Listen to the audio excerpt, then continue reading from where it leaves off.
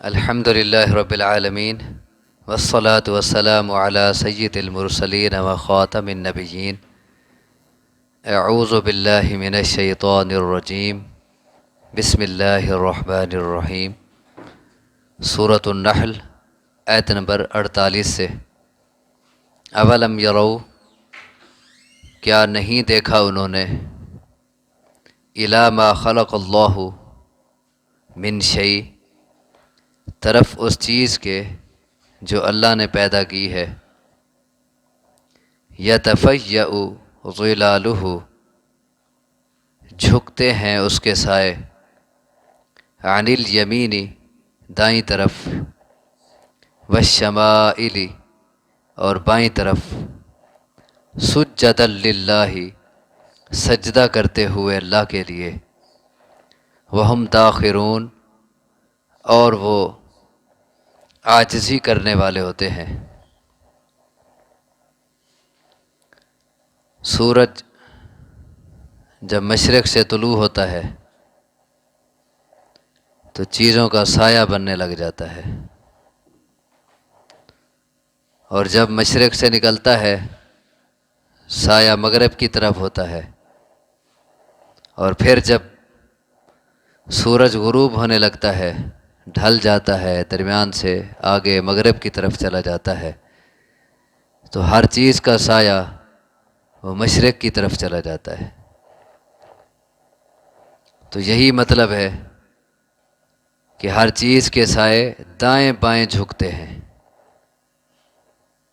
یعنی کبھی اس طرف ہوتے ہیں کبھی اس طرف ہوتے ہیں، لیکن یہ ظاہری طور پر تو ہمیں بس یہ سائے لگتے ہیں کہ یہ ایک بے جان سی چیز ہے اور یہ ایک سایہ ہے ہر چیز کا، اور سورج کی وجہ سے یہ سمتیں بدل رہا ہے اور گھٹ رہا ہے بڑھ رہا ہے، لیکن اصل میں اللہ تبارک و تعالیٰ فرما رہے ہیں اس آیت میں کہ ہر چیز کے یہ سائے دائیں بائیں چلتے ہوئے یہ اللہ کے آگے سجدے کر رہے ہوتے ہیں۔ یہ چیزیں تو چیزیں ہو گئیں، یہ پہاڑ، یہ درخت، یہ عمارات، یہ باقی چیزیں، ان کے سائے بھی اللہ کے آگے جھک رہے ہوتے ہیں، اللہ کے آگے سجدے کر رہے ہوتے ہیں، اور اللہ کے آگے عاجزی اور انکساری کرتے ہیں۔ اولم یرو الی ما خلق اللہ من شیء یتفیأ ظلالہ عن الیمین والشمائل سجدا للہ وہم داخرون کیا نہیں دیکھا انہوں نے طرف اس چیز کے جو اللہ نے پیدا کی ہے۔ من شیء، شیء کا لفظ عام ہے، یعنی جو بھی چیز اللہ نے پیدا کی ہے، جھکتے ہیں اس کے سائے دائیں اور بائیں سجدہ کرتے ہوئے اللہ کے لیے، اور وہ عاجزی کرنے والے ہوتے ہیں۔ اسی بات کو پیچھے یوں کہا گیا ہے سورۃ رعد آیت نمبر 15 میں آپ پڑھ چکے ہیں، وَلِلَّهِ يَسْجُدُ مَن فِي السَّمَاوَاتِ وَالْأَرْضِ طَوْعًا وَكَرْهًا، اللہ ہی کے لیے سجدہ کرتے ہیں وہ جو آسمانوں میں ہیں اور جو زمین میں ہیں، وَظِلَالُهُمْ بِالْغُدُوِّ وَالْآصَالِ اور ان کے سائے بھی اللہ کے لیے صبح و شام سجدے کرتے ہیں۔ اور یہاں کہا گیا کہ سجدے کرتے ہیں اور ساتھ وہم داخرون وہ عاجزی کرنے والے ہوتے ہیں۔ دیکھیں ہم انسانوں میں سے کتنا لوگ ایسے ہیں کہ جو اللہ کے آگے سجدے تو کرتے ہیں لیکن پھر بھی ان کی انا ختم نہیں ہوتی، وہ اللہ کے آگے رکوع میں جھکے تو ہوتے ہیں، وہ کمر تو جھکا دیتے ہیں لیکن ان کے دل نہیں جھکتے، دلوں میں تکبر رہتا ہے۔ لیکن انسان کے علاوہ باقی جو مخلوق ہے وہ اللہ کے آگے جھکتی ہے سجدے کرتی ہے، کیسے؟ وہم داخرون، ان میں عاجزی اور انکساری ہوتی ہے۔ وَلِلَّهِ يَسْجُدُ مَا فِي السَّمَاوَاتِ وَمَا فِي الْأَرْضِ اور اللہ ہی کے لیے سجدہ کرتے ہیں وہ جو آسمانوں میں ہیں اور جو زمین میں ہے، من دابہ، وہ جو بھی جاندار ہیں، والملائکۃ، اور فرشتے، وہم لا یستکبرون، اور وہ تکبر نہیں کرتے۔ آسمان و زمین کی پوری مخلوق، اور اس میں جو جو جاندار ہیں، دابہ کا معنی ہوتا ہے چلنے پھرنے والے، رینگنے والے، چلنے والے، جو بھی ہیں سب اللہ کے لیے سجدے کرتے ہیں، اور ملائکہ بھی، فرشتے بھی سجدے کرتے ہیں۔ اور ملائکہ کے سجدے اور عبادتیں کرنے کا کیا انداز ہوتا ہے؟ ایک حدیث میں آتا ہے کہ آسمان میں چرچراہٹ کی آواز ہوتی ہے۔ چرچراہٹ کی آواز ہوتی ہے کہ جب آپ اس کی مثال دیکھ لیں، جیسے لکڑی پر جب وزن آتا ہے نا، اس میں چرچراہٹ کی آواز ہوتی ہے۔ آپ نے دیکھا ہوگا کہ جب یہ بیل گاڑیاں، ان پہ جب وزن ہو، اینٹیں اٹھا کے جا رہے ہوں یا کوئی اور وزن، تو ان میں جب وہ بیلنس اوپر نیچے ہوتا ہے تو اس میں چرچراہٹ کی آواز آتی ہے وزن کی وجہ سے۔ تو فرمایا کہ آسمان میں چرچراہٹ کی آواز ہوتی ہے، اور اس کے یہی لائق ہے، اس سے چرچراہٹ کی آواز کیسے نہ آئے کہ آسمان میں 4 انگلیوں جتنا جگہ بھی ایسی نہیں ہے جو خالی پڑی ہو اور اس میں کوئی فرشتہ اللہ کے آگے سجدے یا قیام میں نہ ہو۔ پورے آسمان پہ 4 انگلیوں جتنا بھی جگہ خالی نہیں ہے، ہر جگہ کوئی نہ کوئی فرشتہ اللہ کے آگے کھڑا ہے، سجدہ کر رہا ہے، رکوع کر رہا ہے، قیام میں ہے۔ اور ساتھ وہم لا یستکبرون، وہ تکبر نہیں کرتے۔ اور یہ تکبر نہ کرنا اس بات کی نشانی ہے، اور یہ سجدہ تبھی ہوتا ہے جب انسان میں تکبر نہ ہو۔ جس میں تکبر ہو وہ پھر نہیں سجدہ کرتا اللہ کے آگے، وہ نہیں جھکتا۔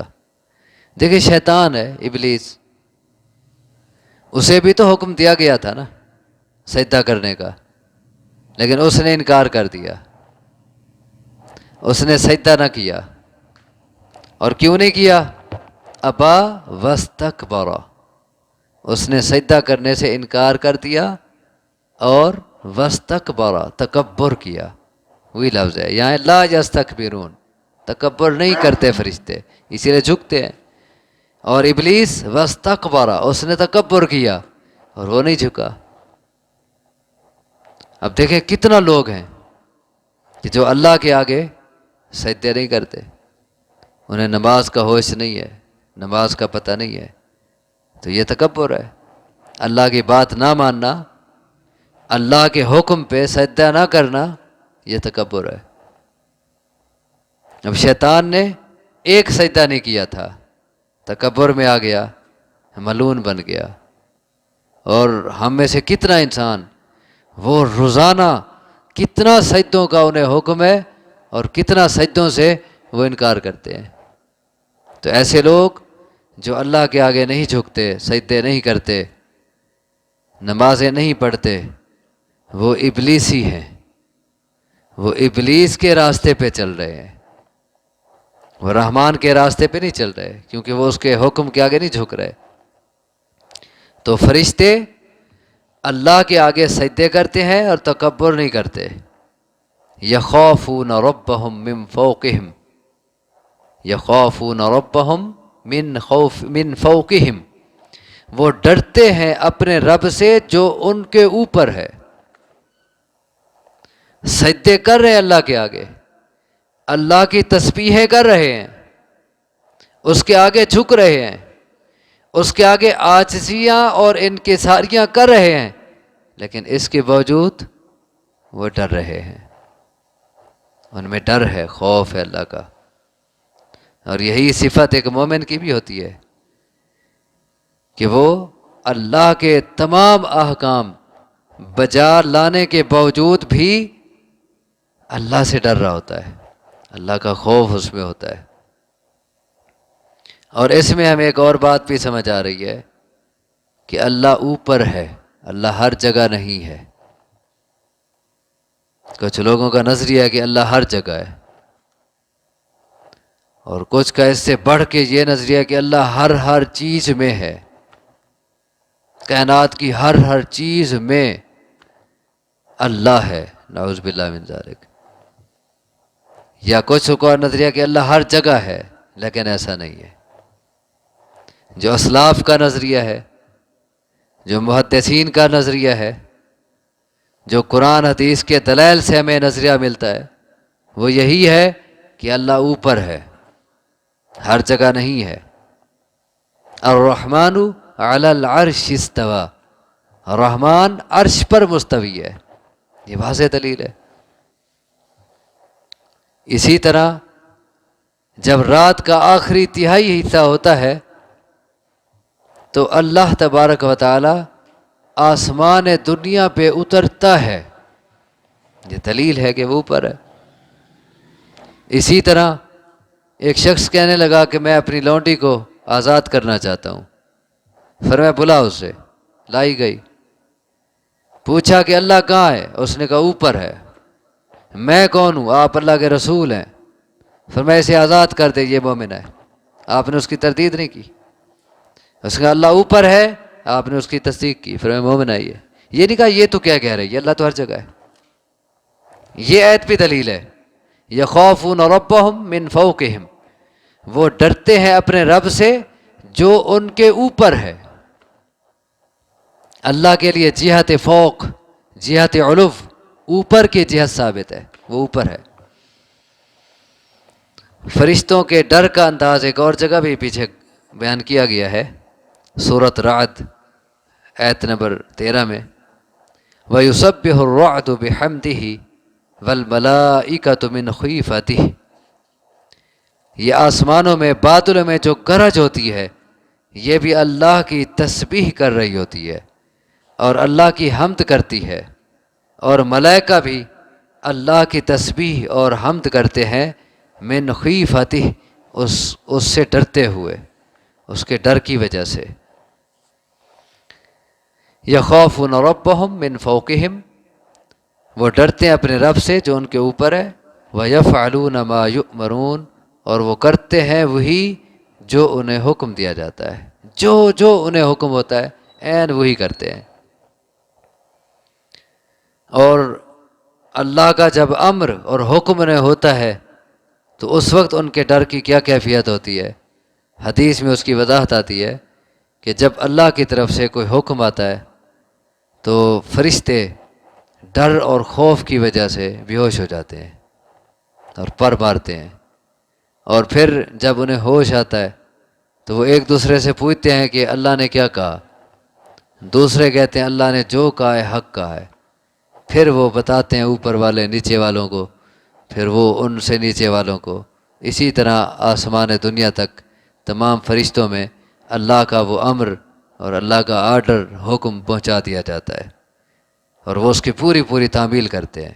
یفعلون ما یؤمرون، اور وہ کرتے ہیں وہی جو انہیں حکم دیا جاتا ہے۔ وقال اللہ، اور کہا اللہ نے، لا تتخذوا الہین اثنین، کہ نہ بناؤ تم معبود دو، اثنین دو معبود نہ بناؤ۔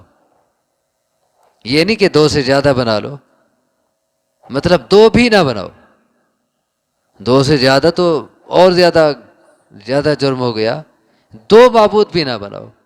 جیسا کہ اس دور میں مجوسیوں کا نظریہ تھا، رسول اللہ صلی اللہ علیہ وسلم کے دور میں ایران کے جو مجوسی تھے وہ کہتے تھے دو معبود ہیں، ایک خیر کا ایک شر کا، ایک خیر لاتا ہے ایک شر لاتا ہے، دو معبود ہیں۔ فرمایا دو معبود بھی نہ بناؤ، کیوں؟ انما ہوا الہ واحد، کیونکہ معبود تو صرف ایک ہی ہے، انما سوائے اس کے نہیں، یعنی بس ہوا الہ واحد، وہ معبود ایک ہی ہے۔ فَإِيَّايَ فَارْهَبُونِ، بس مجھ ہی سے ڈرو۔ وَلَهُ مَا فِي السَّمَاوَاتِ وَالْأَرْضِ، اور اسی کے لیے ہے جو کچھ آسمانوں میں ہے اور جو زمین میں ہے۔ یعنی چونکہ آسمان و زمین میں جو کچھ بھی ہے سب کا مالک ایک اللہ ہے، اور یہ چیز مشرکین بھی تسلیم کرتے ہیں، اور جب مالک وہی ہے اکیلا تو معبود بھی وہی ہے، عبادت بھی پھر اسی کی ہوگی۔ یہ نہیں کہ مالک تو وہ ہو اور عبادت اوروں کی جائے، خالق تو اسی کو تسلیم کیا جائے، رازق تو اسی کو مانا جائے، لیکن عبادت اوروں کی ہو، یہ نہیں۔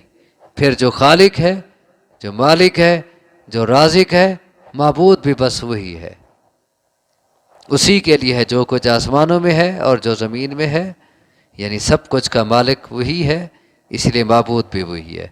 وَلَهُ الدِّينُ وَاصِّبًا، اور اسی کے لیے ہے اطاعت ہمیشہ، یہاں دین کا معنی اطاعت ہے، ہمیشہ اسی کی اطاعت ہے، یعنی ہمیشہ اسی کی اطاعت ہو رہی ہے، چاہے انسانوں میں کچھ اطاعت کریں اور کچھ نہ کریں الگ بات ہے، لیکن باقی کائنات میں ہمیشہ اسی کی اطاعت ہو رہی ہے۔ پوری کائنات کو دیکھ لیں، سورج ہمیشہ اللہ کی اطاعت کر رہا ہے، کبھی وہ ضد نہیں کر جاتا کہ آج تو میں نہیں نکلوں گا، بہت تھک چکا ہوں، نہیں، روزانہ روٹین مطابق وہ نکل رہا ہے، اللہ کے حکم کے تابع ہے، اور باقی پوری مخلوق ہمیشہ اللہ کی اطاعت میں لگی ہے۔ افغیر اللہ تتقون، کیا پھر تم غیر اللہ سے ڈرتے ہو؟ باقی پوری مخلوق اللہ کی اطاعت میں ہمیشہ لگی ہوئی ہے اور اسی سے ڈر رہی ہے، ملائکہ بھی اسی سے ڈر رہے ہیں، اور تم اوروں سے ڈرتے ہو۔ اب دیکھیں، ذرا غور کریں کہ جب پوری کی پوری مخلوق اللہ کو سجدہ کر رہی ہے، پوری کی پوری مخلوق اللہ کی اطاعت کر رہی ہے، اللہ کے حکم پہ چل رہی ہے، تو اگر میں اللہ کی اطاعت نہ کروں اور میں اللہ کے آگے سجدہ نہ کروں تو اللہ کو کچھ فرق پڑے گا؟ اس کی تو اطاعت ہو رہی ہے، اس کی تو عبادت ہو رہی ہے، اس کے تو آگے سجدے کیے جا رہے ہیں۔ اگر میں اس کے آگے سجدہ نہیں کروں گا یا میں اس کی فرما برداری نہیں کروں گا تو اس سے اس کو تو کوئی فرق نہیں پڑے گا، نقصان تو میرا ہوگا۔ اسی لیے پھر مجھے سوچنا چاہیے کہ جب پوری مخلوق مسلسل دوڑ رہی ہے، مسلسل کام میں لگی ہے، تو میں کیوں کام چور بن جاؤں، کبھی کبھی کام چھوڑ دوں؟ اگر باقی مخلوق دوڑے جا رہی ہے اور میں بیٹھ جاؤں تو پیچھے تو میں رہ جاؤں گا نا، باقی سارے آگے نکل جائیں گے۔ اسی لیے فرمایا کہ اسی کے لیے ہے اطاعت، ہمیشہ ہمیشہ پوری مخلوق اطاعت میں لگی ہے، اور تم بھی ہمیشہ اطاعت کرو۔ فَاعْبُدْ رَبَّكَ حَتَّى يَأْتِيَكَ الْيَقِينُ، اپنے رب کی عبادت کرتا رہے جب تک یقین نہیں آ جاتا، یعنی جب تک موت نہیں آ جاتی۔ افغیر اللہ تتقون، کیا پھر اللہ کے علاوہ اوروں سے تم ڈرتے ہو؟ یعنی ڈرنا صرف اللہ سے چاہیے۔ اب کتنا کام ہے جو ہم اوروں سے ڈر کے کرتے ہیں، اچھے کام، اور کتنا کام ہے جو اوروں کی جھجک سے ہم چھوڑ دیتے ہیں جب کہ وہ کام کرنے ہوتے ہیں۔ کتنا کام جو اللہ کے لیے کرنے تھے لیکن ہم اوروں کے ڈر سے کرتے ہیں، فائدہ کوئی نہیں، ضائع گئے۔ اور کتنا کام جو اللہ کے ڈر سے کرنے تھے، اطاعت کے کام تھے، لیکن ہم اوروں سے ڈر اور جھجک کی وجہ سے بھی فلاں کیا کہے گا اور فلاں کو کیا منہ دکھائیں گے، لوگ تو اعتراض کریں گے، تو یہ سوچ کے ہم چھوڑ دیتے ہیں۔ فرمایا نہیں، ایک اللہ ہی سے ڈرو۔ اسی لیے پوچھا افغیر اللہ تتقون، کیا پھر تم اوروں سے ڈرتے ہو؟ جبکہ اللہ کی پوری مخلوق تو صرف اسی سے ڈرتی ہے، تم بھی صرف اسی کا ڈر رکھو۔ اللہ سے دعا ہے مجھے آپ کو سمجھنے کی، عمل کی توفیق عطا فرمائے۔ اقول قولی ھذا واستغفر اللہ لی ولکم وآخر دعوانا ان الحمد للہ رب العالمین۔